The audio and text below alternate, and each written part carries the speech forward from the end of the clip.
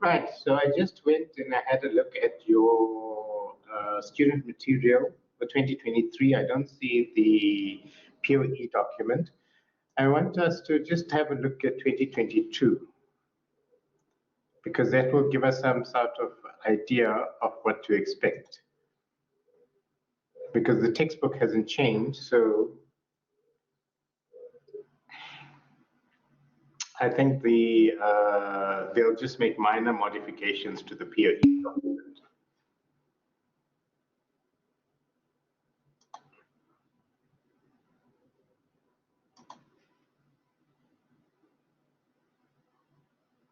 Will the session be available? Yes, I'm recording the session.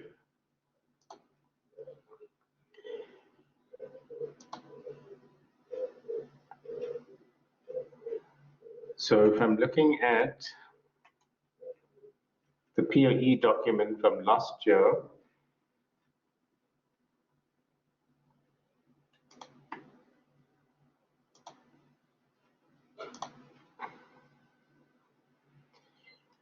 right, last year's assignment we can see was an individual, and the first part of the POE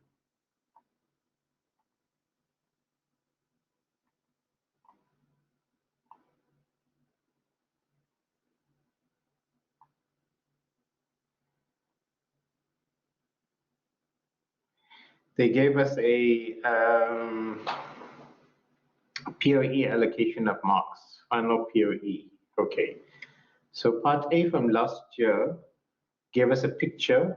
They've got network protocol, functional requirements, network systems, performance requirements, implementation constraints, network traffic, embedded systems, and implementation constraints. So we've come across all of these terms so far. We haven't come across implementation constraints. A constraint now is a limitation. So if I want to install or if I want to configure a network, there might be certain limitations that I might have. So those limitations that I have are regarded as implementation constraints. Okay, so you might have an embedded system, for example, but it's not going to work with this network system like a network card or a switch, because the embedded system maybe is not compatible with the network card. So that would be an implementation constraint. So it says identify a suitable network design scenario that can be used to explain and discuss the relationship between the concepts in the exhibit and ensure that you provide details of the following aspects of the scenario. So a description of the network design scenario, very simple.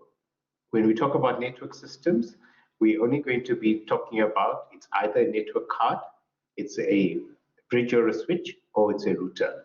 So you would use, for example, this is a network card, and then in relation to this network card, which is your network system, you will then speak about functional requirements, performance requirements, and embedded constraints, the amount of traffic that the network card can handle, the network protocols that the network card can handle, because it's an Ethernet. Ethernet is CSMA-CD, okay? So that's IEEE 802.3. This is all knowledge that you learned from first year. So network protocols, we get hardware protocols that are used at low level.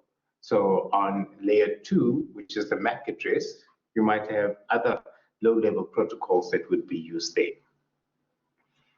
Remember, the protocol is simply the instructions on what to do with the data. If data is going to be entering a system, we need to know what to do with the data. So the protocol is going to tell us how to format it, how to break it up, how to address it, anything. You know, we learned in detail about the OSI model, how to create data frames, how to create a session, what type whatever the requirements are, depending on the type of data that is coming into the system. So how can the scenario be used to discuss and explore the relationship of the concepts in the exhibit? We just went through that. That's only 5 marks. So, only an adequate network scenario is provided, a brief adequate description of the network design scenario, and adequate explanation of how the scenario can be used to discuss and explore the relationship of concepts in the exhibit.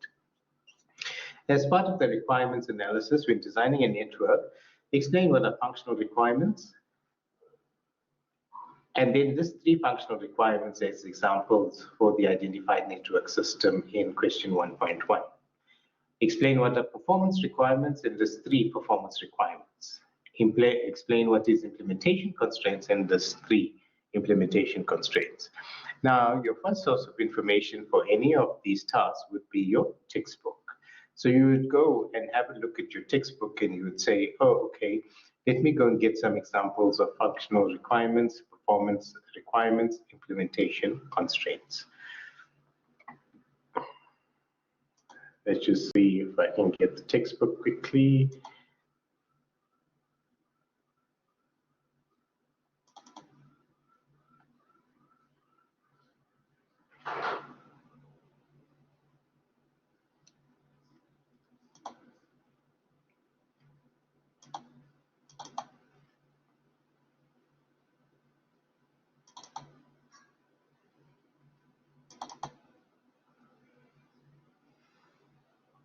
So that's the textbook. So if I just go Control F on my keyboard, and if I'm looking for functional requirements, I can see it's got 11 matches here. So network systems are systems and subsystems that realize the implementation of network protocols. Network systems are need to be designed to meet the functional requirements specified by protocols. They also need to meet performance requirements determined by the ever-increasing speed of transmission networks or transmission links. This relationship between network systems and related areas is illustrated in figure 1.1. The demands for executing protocols at high speed led to the need for advanced sophisticated system architectures, component designs, and implementations. These network systems constitute the focus of this book. Where else do they mention it? So there's the diagram that they are using in the POE document. Then I'm searching again, functional requirements. We can also present several algorithms and data structures, the main performance critical operations in network systems, including packet forwarding, packet classification, and payload inspection. So what is the functional requirements? Packet forwarding. To forward packet is one of the functions. Packet classification is another function. It needs to categorize or classify packets. Payload inspection. What is that? That's the actual data in the packet that is being transmitted. So these are examples of functional requirements. So similarly, you'll scan through your textbook and look for functional and performance requirements in this way. So you can quickly locate the information, read, understand, and then write it in your own words and use the correct reference. So you reference, this was, so those functional requirements, etc., was taken from which page? Page 7. Okay, so page 7 in the textbook, I found functional requirements. So I'll reference it as such.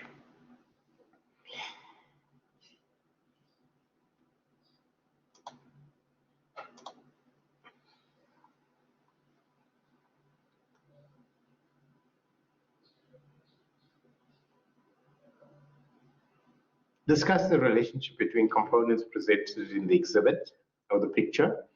In particular, use examples to explain the importance and understanding of these relationships in network systems. So relationship is explained, importance, and examples. So the relationships in the system is referring to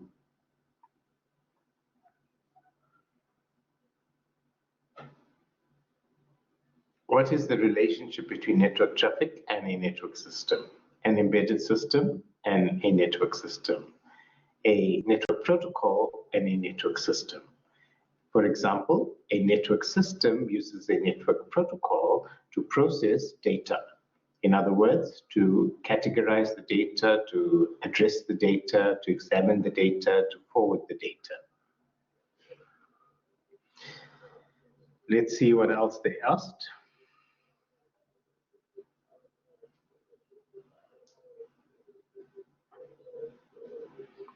The lack of support for emerging network paradigms is a problem that cannot be tackled easily by employing existing techniques. That's from page 269 of your textbook. Section study one next generation internet architecture and critically discuss how this architecture addresses the shortcomings of the internet presented on page 268 of your prescribed textbook.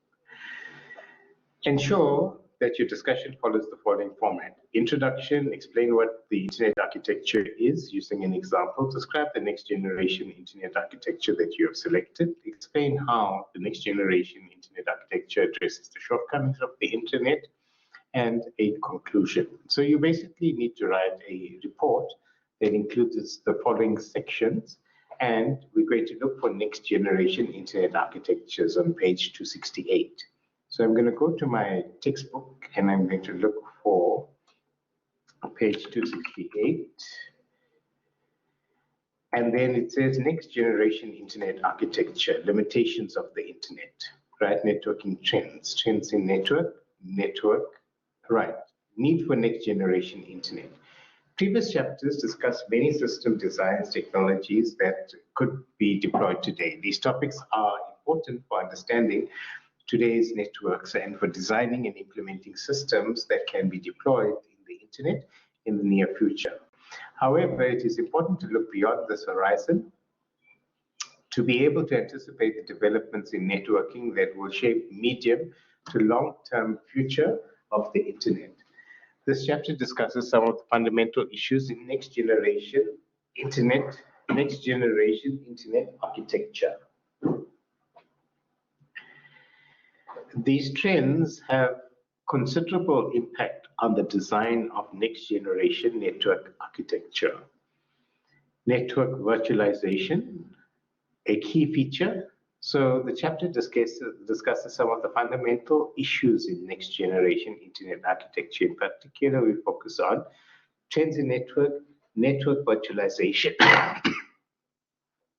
and programmability.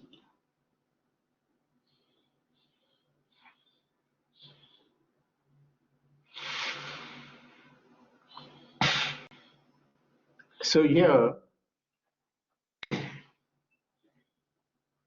if we had to choose one of the next generation internet architectures, it's either going to be network virtualization or it's going to be programmability.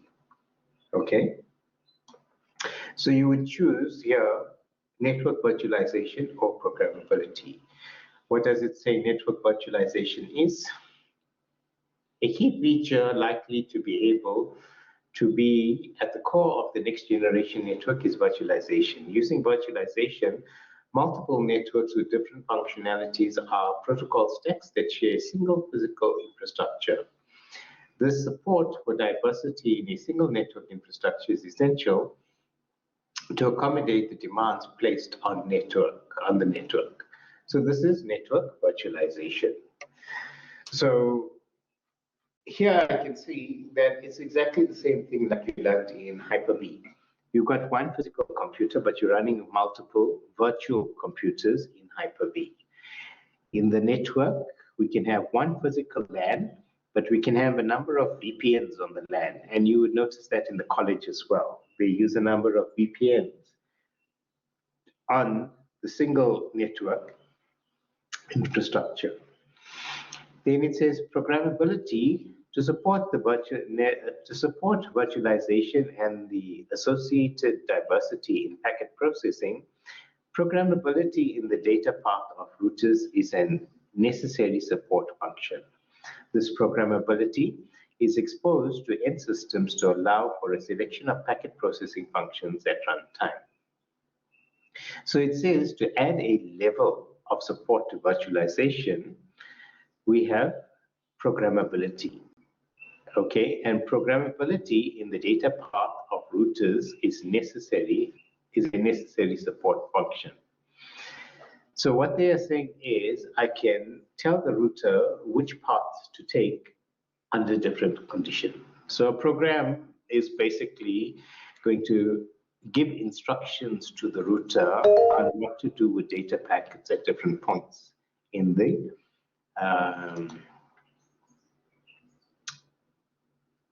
transmission of the packets.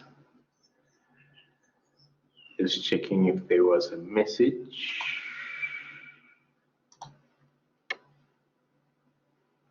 Yeah, I'll put it on my YouTube channel. Okay.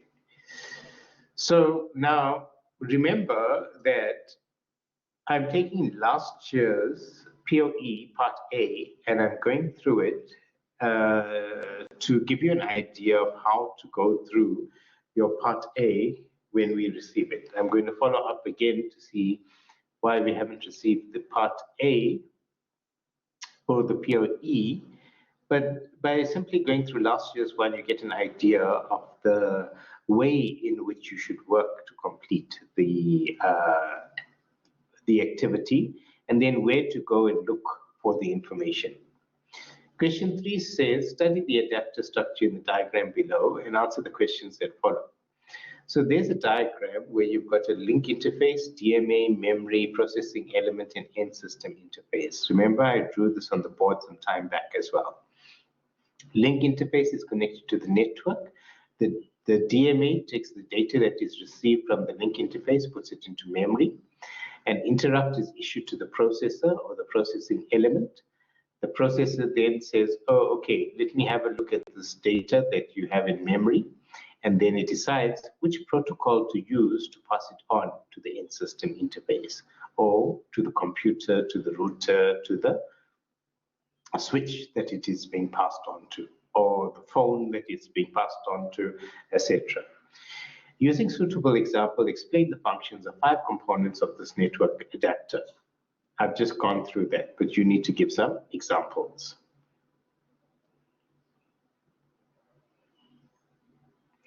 Provide a detailed operational analysis of this network adapter. I've also gone through that as well. Okay, what happens when the data enters the network? Then question 4 from last year says, read the following scenario and then answer the questions that follow. You have been recently promoted to an enterprise administrator in your organization. Your organization is an IT tertiary institution offering several diplomas and degree programs based on overall organization's improvement plan, and you have been appointed as a technology leader who fosters the development of network system design projects. You have also signed a formal agreement that you will execute the project following cost-effective practices and network standards. Each semester, the IT support personnel receive a file containing information about new students. These are programming students and networking students. The students are encouraged to use network-wide resources only for academic purposes. This includes the ability to complete tasks, share files, save files, and print documents as required in their respective modules. Conduct research and retrieve module materials as well as access computers when writing assessments. At the end of each semester, students are required to write their practical examinations in one of the computer labs. The following are noted about the institution. Tertiary institution consists of head office in Cape Town and one office in each Joburg, Durban, and Cape Town. Each of the campuses comprises of 4 lecturing halls, a library, 4 computers, IT support office.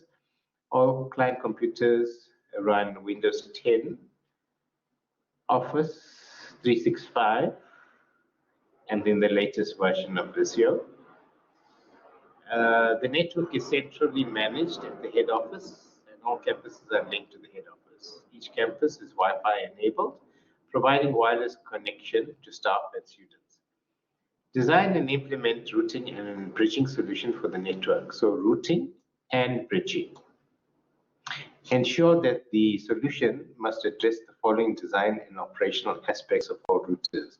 Functionality of the network layer, design and implementation of the data plane, control plane, and bridging systems. So I need to go and look at the textbook, functionality of the network layer, okay?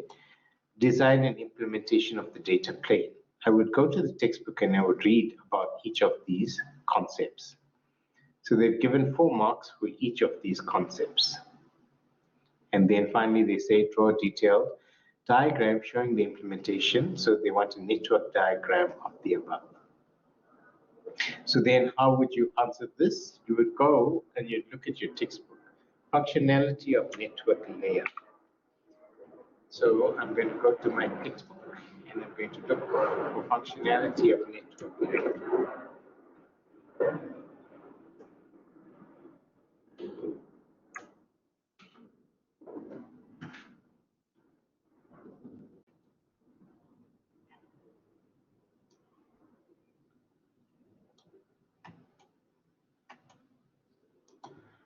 Okay, it's not allowing me to copy and paste, so I'm just going to write it in.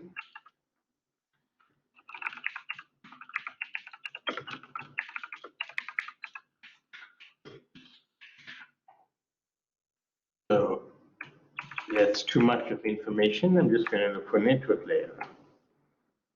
And then network layers is described throughput preservation,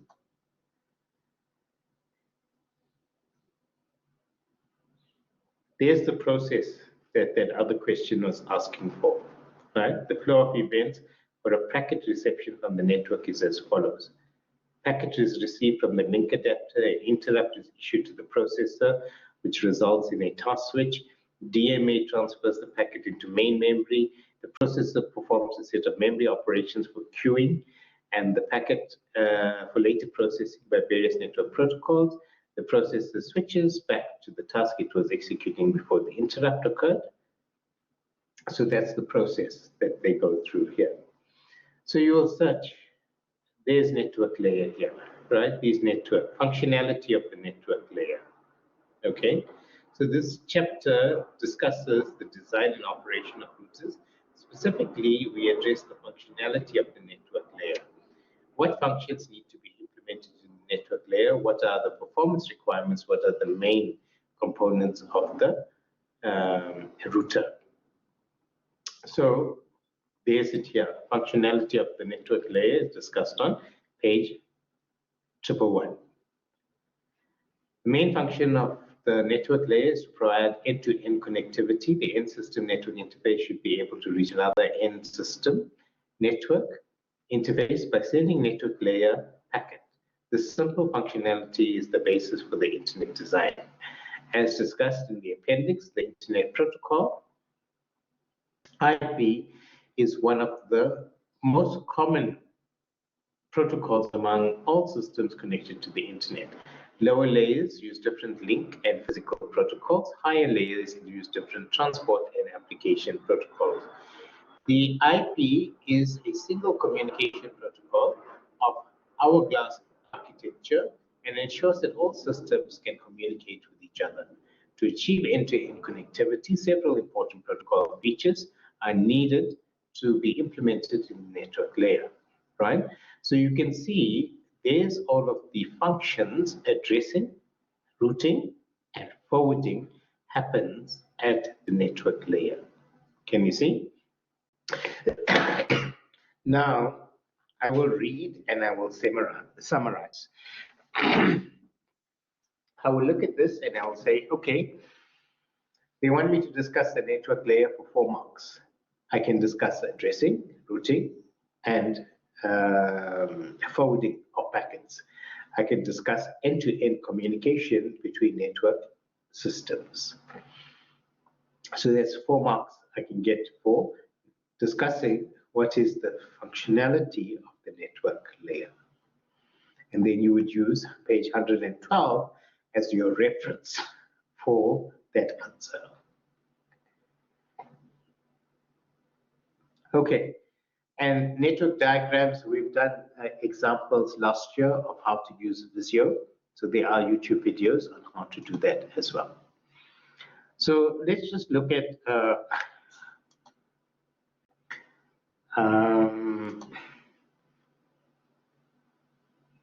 under the learning units, data transfer, routing systems, learning unit 3 and learning unit 6. So last week we had a look at learning unit 2 and we discussed some of the important concepts from here, such as components of network adapters, data throughput, memory organization. We didn't speak too much about that, virtualization tools, etc.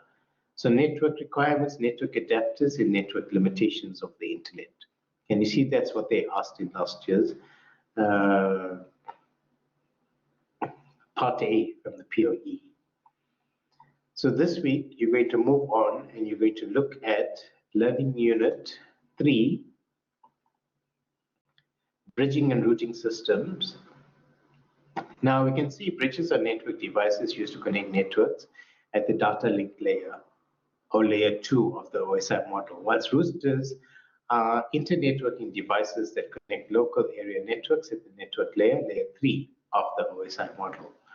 In this learning unit, we will explore the different types of bridges, including design improvements made to bridges and the ways in which bridges function. We will then examine layer 2 switches and a subset of bridging systems before moving on to routers in theme 2.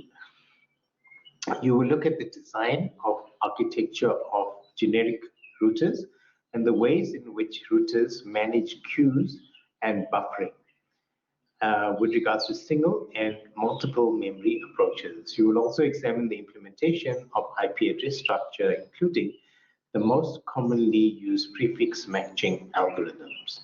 So let's have a look at learning unit 3. They said 2 themes here, bridging and routing systems.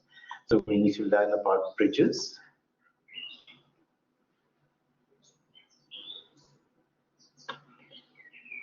Right, so you're going to click on these articles. And this concept of transparent bridging, it's basically the network is not aware that bridging is occurring. So it happens in the background. Layer 2 switches, and then the activity as part of this training, you need to ensure that and understand the role of bridges in your network system. In this activity, you will create a presentation for which you compare the roles and different components of high performance transparent bridges, right? So this is an activity that you need to perform. So this is on network bridges. Activity 3.1.1. So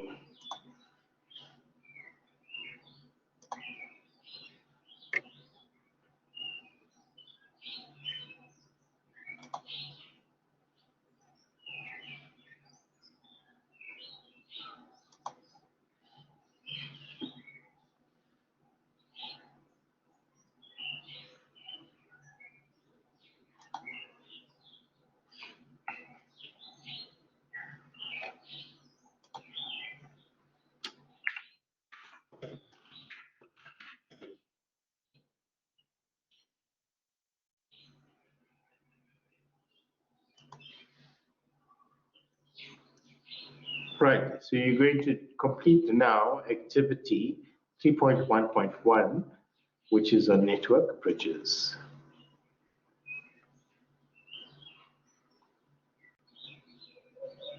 Okay, so you'll need to create a thread and then go back and look at the activity and create that presentation on network bridges. So you go back to the module information, you go back to, sorry, not module information, learning units, learning unit 3, bridging systems, and then you've got your activity with the instructions, and then you're just going to complete the activity, which is the presentation. Okay, so you're going to continue with this activity, and then we'll see you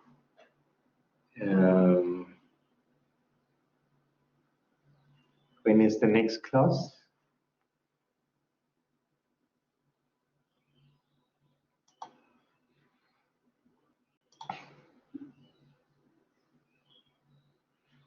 So we'll see you again at 12 o'clock for NTET.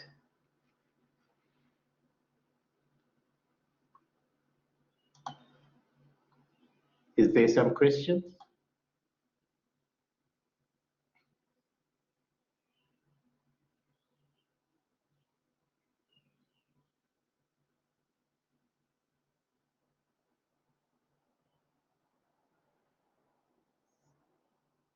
So let's now complete the activity, which was 3.1.1 on bridges. You need to prepare a PowerPoint presentation and then upload it.